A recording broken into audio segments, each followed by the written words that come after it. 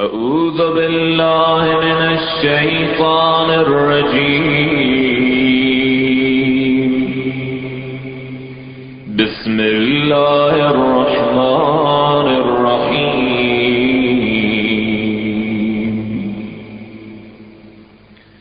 السلام عليكم يا أهل بيت النبوة وموضع الرسالة ومختلف الملائكة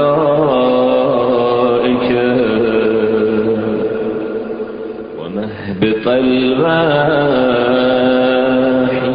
ومعدن الرحمن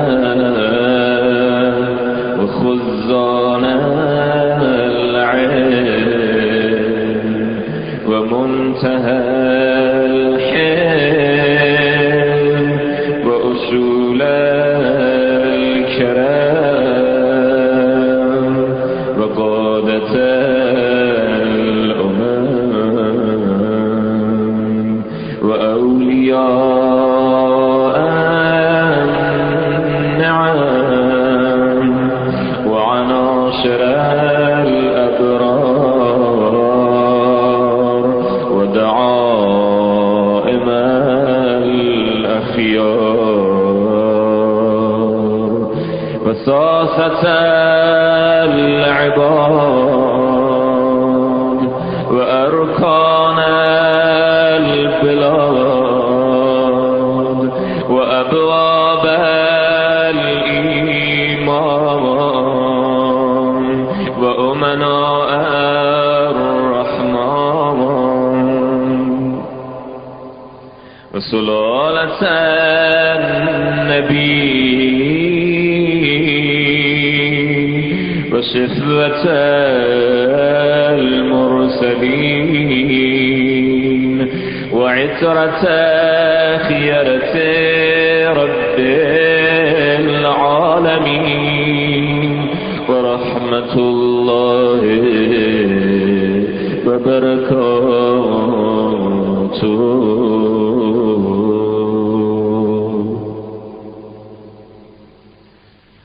السلام على أئمة الهدى ومشابيح الدجى وأعلام التقى وذوي النهى وأولي الحجاب وكهف الورى وورثة الأنبياء والمثل الأعلى والدعوة الحسنى وحجج الله على أهل الدنيا والآخرة والأولى ورحمة الله وبركاته.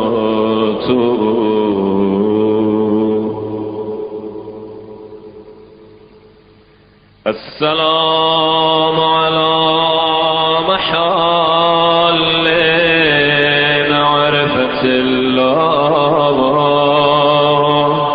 ومساكن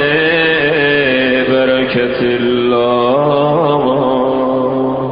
ومعادن حكمة الله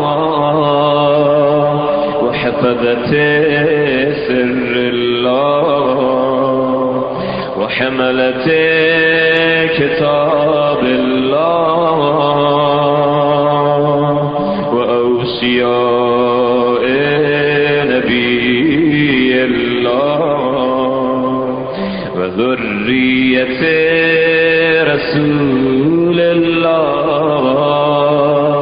صلى الله عليه وآله ورحمة الله وبركاته. السلام على الدعاة إلى الله والأدلاء على مرضاة الله والمستقرين في أمر الله والطامين في محبة الله والمخلصين في توحيد الله والمظهرين لأمر الله ونهيه وعباده المكرمين الذين لا يسبقونه بالقول وهم بأمره يعملون ورحمة الله وبركاته. السلام على الأئمة الدعاة والقادة الهداة والسادة الولاة والذادة الحمامات وأهل الذكر وأولي الأمر وبقية الله وخيرته وحزبه وعيبة علمه وحجته وشراطه ونوره وبرهانه ورحمة الله وبركاته. أشهد أن لا إله إلا الله وحده لا شريك له كما شهد الله لنفسه وشهدت له ملائكته وأولو العلم من خلقه. لا إله إلا هو العزيز الحكيم. وأشهد أن محمدا صلى الله عليه وآله عبده المنتجى ورسوله المرتضى أرسله بالهدى ودين الحق ليظهره على الدين كله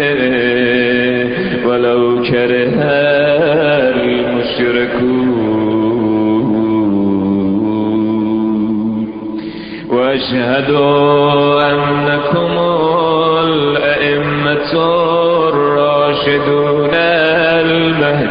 المهديون المعصومون المكرمون المقربون المتقون الصادقون المصطفون المطيعون لله القوامون بأمره العاملون بإرادته الفائزون بكرامته. اصطفاكم بعلمه واجتباكم لغيبه واختاركم لسره واجتباكم بقدرته وأعزكم بهداه وخشكم ببرهانه فانتجبكم لنوره وأيدكم بروحه ورضيكم خلفاء في أرضه وحججا على بريته وأنصارا لدينه وحفظة لسره وخزنة لعلمه ومستودعا لحكمته وتراجمة لوحيه وأركانا لتوحيده والشهداء على خلقه وأعلاما لعباده ومنارا في بلاده وأدلاء على صراطه عصمكم الله من الزلال وآمنكم من الفتن وطهركم من الدنس وأذهب عنكم الرجس وطهركم تطهيرا فعدمتم جلاله وأكبرتم شأنه ومجدتم كرمه وأدمتم ذكره ووكدتم ميثاقه وأحكمتم عقد طاعته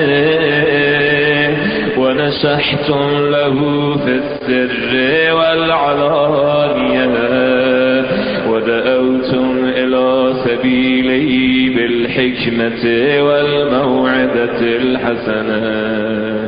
وبذلتم أنفسكم في مرضاته وصبرتم على ما أصابكم في جنبه وأقمتم الصلاة وآتيتم الزكاة وأمرتم بالمعروف ونهيتم عن المنكر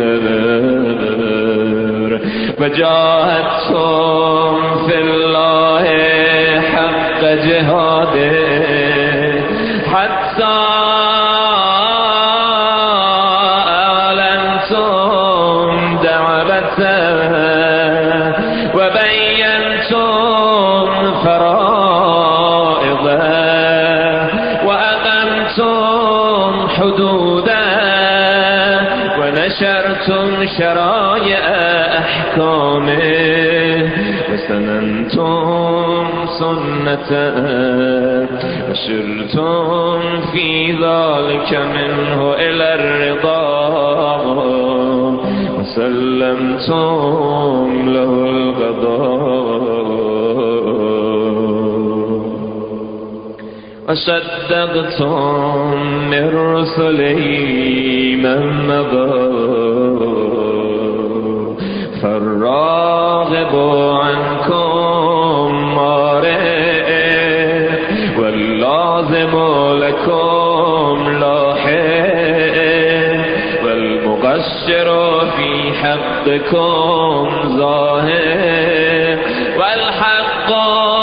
معكم وفيكم ومنكم وإليكم وأنتم أهله ومعدنه وميراث النبوة عندكم وإياب الخلق إليكم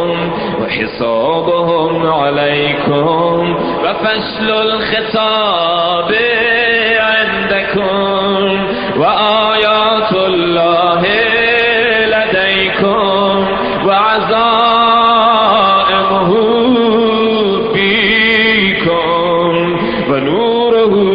وبرهانه عندكم وأمره إليكم من والاكم فقد والى الله ومن عاداكم فقد عاد الله ومن أحبكم فقد أحب الله ومن أبغضكم فقد أبغض الله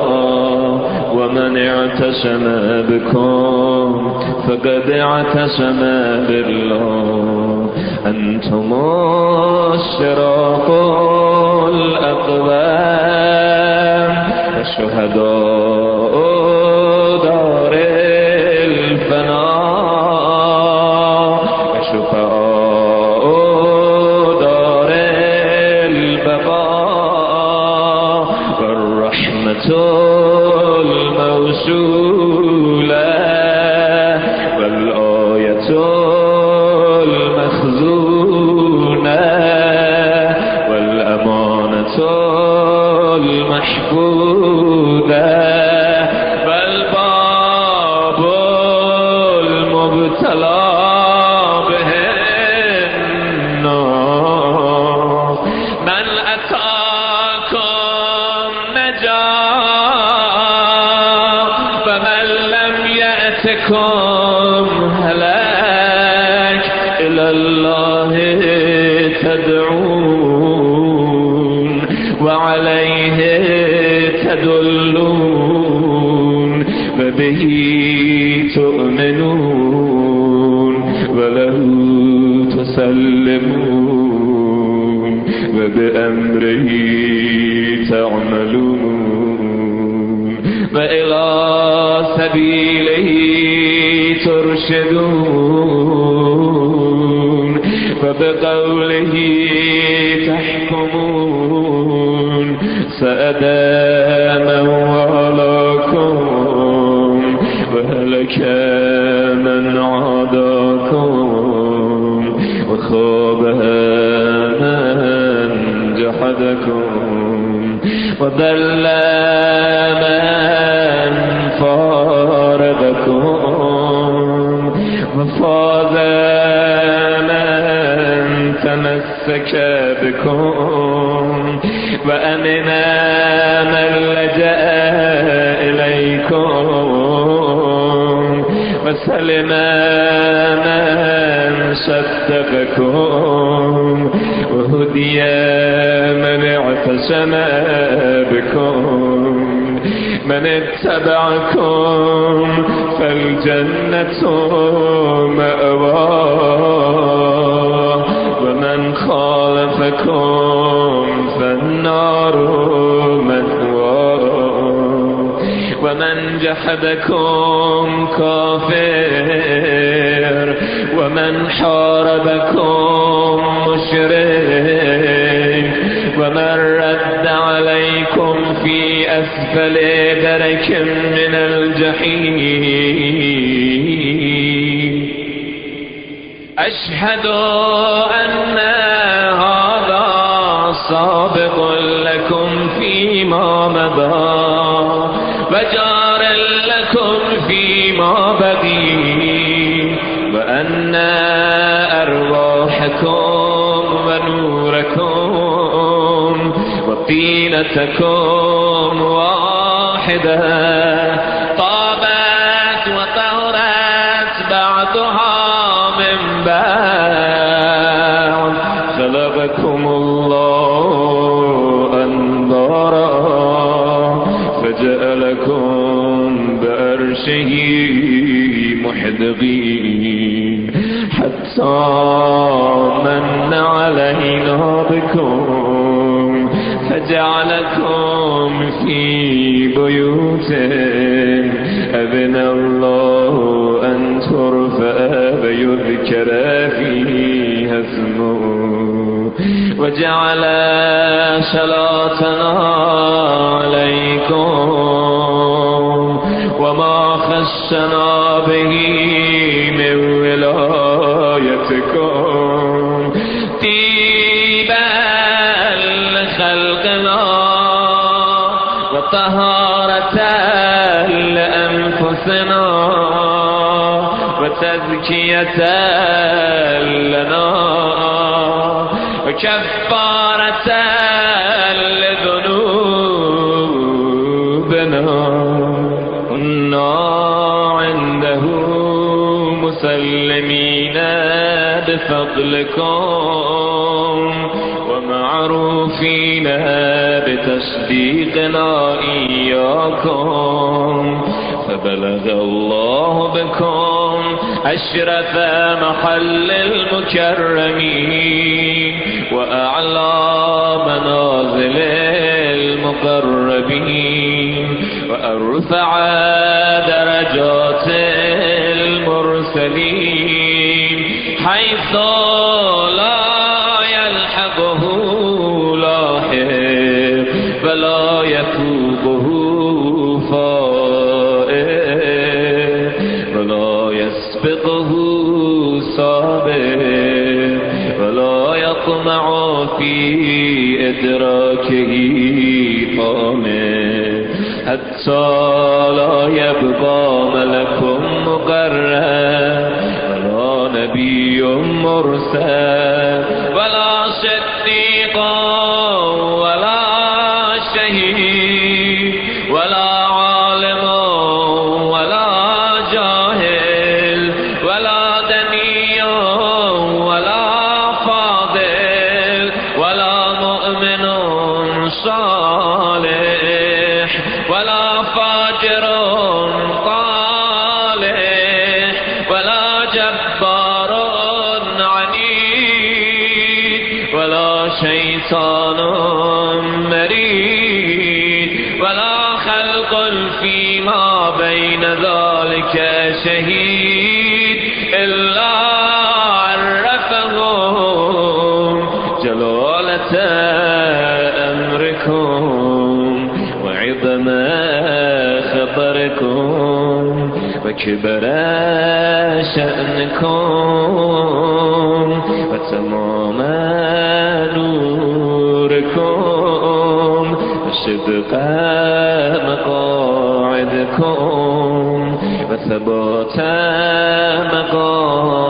مقامكم وشرف محلكم ومنزلتكم عنده وكرامتكم عليه وخاصتكم لديه وقرب منزلتكم منه بأبي أنتم وأمي وأهلي ومالي وأسرتي أشهد الله وأشهدكم أني مؤمن بكم وبما آمنتم به كافر بعدوكم وبما كفرتم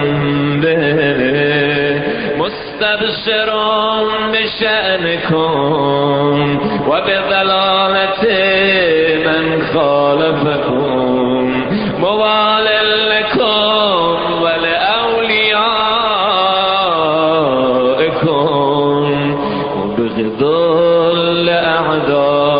لأعدائكم ومؤاد لهم سلم لمن سالمكم وحرب لمن حاربكم محقق لما حققتم مبطل لما أبطلتم مطيع لكم عارف بحقكم مقر بفضلكم محتمل لعلمكم محتجب بذمتكم معترف بكم مؤمن بإيابكم مصدق برجعتكم منتظر لأمركم مرتدب لدولتكم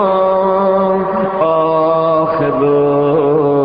بقولكم عامل بأمركم مستجير بكم زائر لكم لائذ عائذ بقبوركم مستشفع إلى الله عز وجل بكم ومتقرب لكم إليه ومقدمكم أمام قلبتي وحوائجي وإرادتي في كل أحوالي وأموري مؤمن بسركم وعلانيتكم وشاهدكم وغائبكم وأولكم وآخركم ومفوض في ذلك كله إليكم ومسلم فيه معكم فقلبي لكم مسلم ورأيي لكم تبع ونصرتي لكم معدرة حتى يحيي الله تعالى دينه بكم ويردكم في أيامه ويدهركم لعدله ويمكنكم في أرضه فمعكم لا مع غيركم آمنت بكم وتوليت آخركم بما توليت به أولكم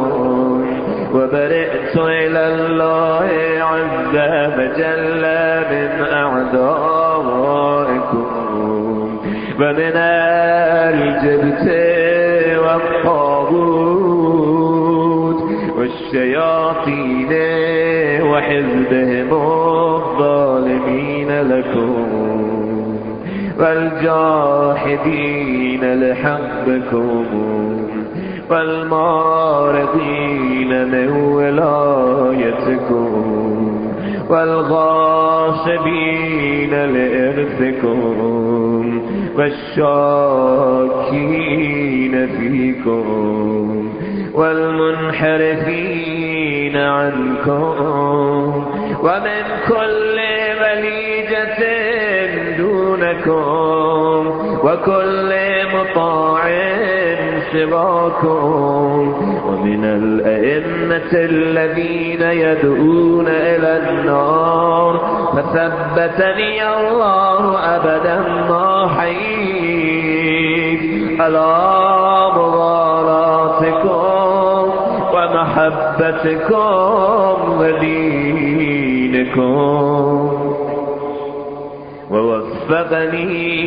لطاعتكم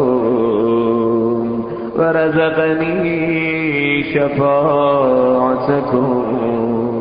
وجعلني من خيار مباليكم التابعين لما دعوتم إليه وجعلني ممن يبتس آثاركم ويسلك سبيلكم ويهتدي بهداكم ويحشر في زمرتكم ويكر في رجعتكم ويملك في دولتكم ويشرف في عافيتكم ويمكن في أيامكم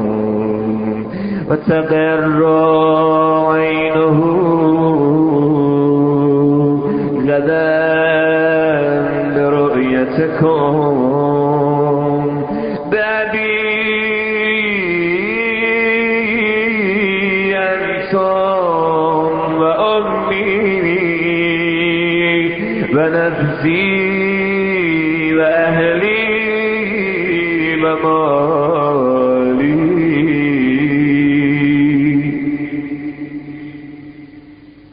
من أراد الله بدأ بكم ومن وحده قبل عنكم ومن بصده توجه بكم مضاليا لا أحصي ثناءكم ولا أبلغ من المدح كنهكم ومن الوصف قدركم وأنتم نور الأخيار وهداة الأبرار وحجج الجبار بكم فتح الله وبكم يختم وبكم ينزل الغيث وبكم يمسك السماء أن تقع على الأرض إلا بإذنه وبكم ينفس الهم ويكشف الضر وعندكم ما نزلت به رسله وهبطت به ملائكته وإلى جدكم بعث الروح الأمين آتاكم الله ما لم يؤت أحدا من العالمين فأتى كل شريف لشرفكم وبخع كل متكبر لطاعتكم وخضع كل جبار لفضلكم وذل كل شيء لكم وأشرقت الأرض بنوركم وفاز الفائزون بولايتكم بكم يسلك إلى الرضوان، وعلى من جحد ولايتكم غضب الرحمن. بأبي أنتم وأمي ونفسي وأهلي ومالي، ذكركم في الذاكرين وأسماءكم في الأسماء وأجسادكم في الأجساد وأرواحكم في الأرواح وأنفسكم في النفوس وآثاركم في الآثار وقبوركم في القبور. فما أحلى أسماءكم وأكرم أنفسكم وأعظم شأنكم وأجل خطركم وأوفى عهدكم وأصدق وعدكم. كلامكم نور وأمركم رشد ووصيتكم التقوى وفعلكم الخير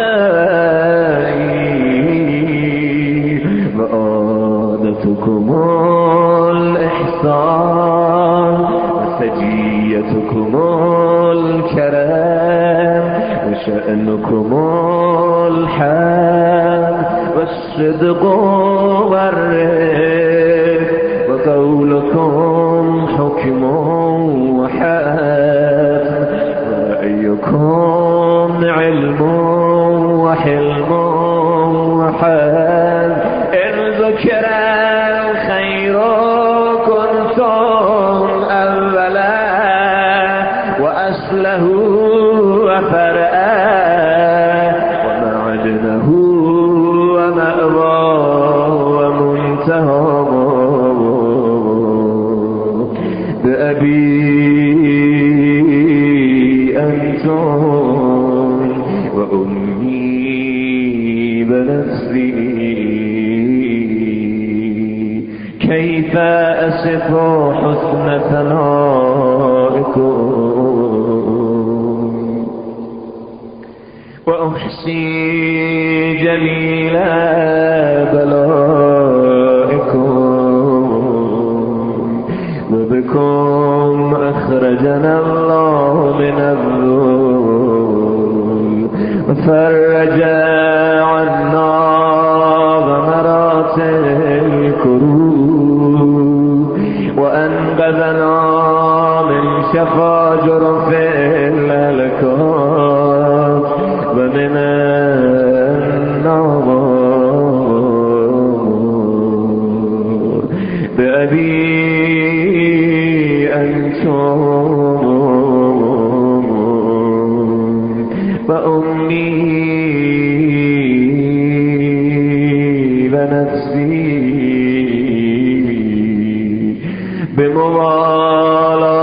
بموالاتكم علمنا الله معالم ديننا وأصلح ما كان فسد من دنيانا. وبموالاتكم تمت الكلمة وعظمت النعمة وأتلفت الفرقة. وبموالاتكم تقبل الطاعة المفترضة ولكم الملذة الواجبة والدرجات الرفيئة والمقام المحمود والمكان المعلوم عند الله عز وجل.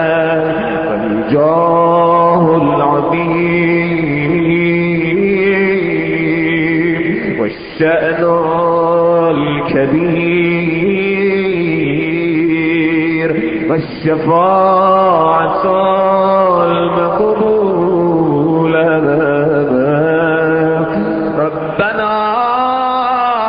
آمنا بما أنزلت واتبعنا الرسول فاكتبنا مع الشاهدين. ربنا لا تزغ قلوبنا بعد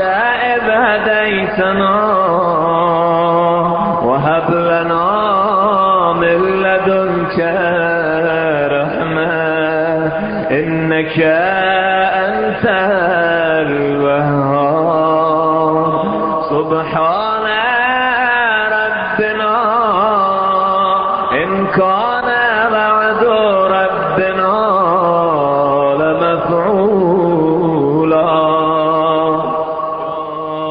ولي الله إن بيني وبين الله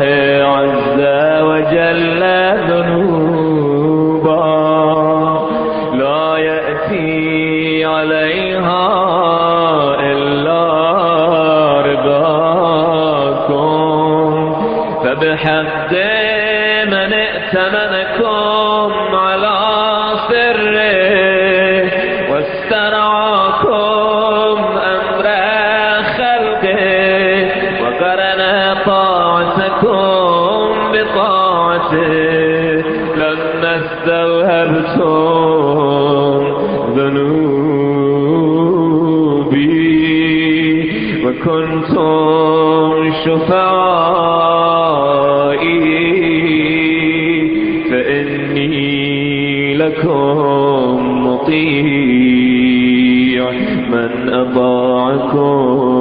فقد أطاع الله ومن عصاكم فقد عصى الله ومن أحبكم فقد أحب الله ومن أبغضكم فقد أبغض الله.